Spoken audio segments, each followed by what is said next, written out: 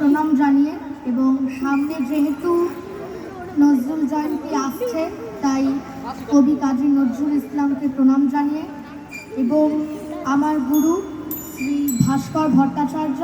ও প্রশান্ত মুখার্জিকে প্রণাম জানিয়ে এবং এখানে উপস্থিত সকল গুরুজনদের প্রণাম জানিয়ে আজকে আমি আমার অনুষ্ঠান শুরু করছি।